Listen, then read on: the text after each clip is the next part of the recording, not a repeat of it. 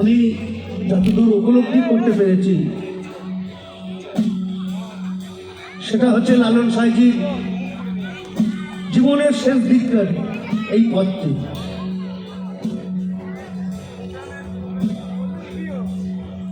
কেন তিনি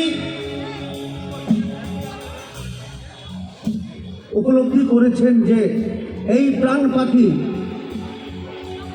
সারা জীবন থাকে না, এ কখন যায় কখন আসে কেউ জানে না। ভারতবর্ষে কেন গোটা পৃথিবীতে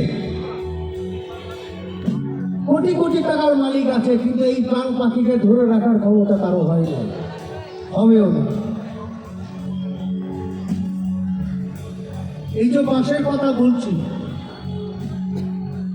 বাস তো আমাদের কাজে লাগে, একটু সাড়া দেবেন, সাড়া দেন একটু, আর কিছু না, একটু সাড়া দেবেন, কাজে লাগে। জন্ম থেকে মৃত্যু পর্যন্ত সবকিছুতেই বাস ছাড়া আমাদের গতি নাই, তাই তো? এখনকার জেনারেশন ভুলে যাবে, এরা জানে না। যদি আজ থেকে আমরা 30 বছর পিছনে চলে যাই, তাহলে আমরা জানতে পারবো এই বাস কি কাজে লাগে। সন্তান জন্ম নেওয়ার আগে বলে রাখতে হতো, যেদিকে আমার এই বলে কিন্তু শুধু কথা কত পক্ষ বলে দিতে হবে।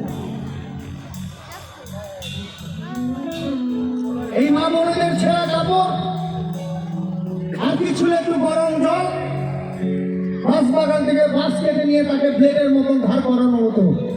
সন্তান জন্ম নিলে নাভি ফুটোটা কেটে দিত, তাই না মা?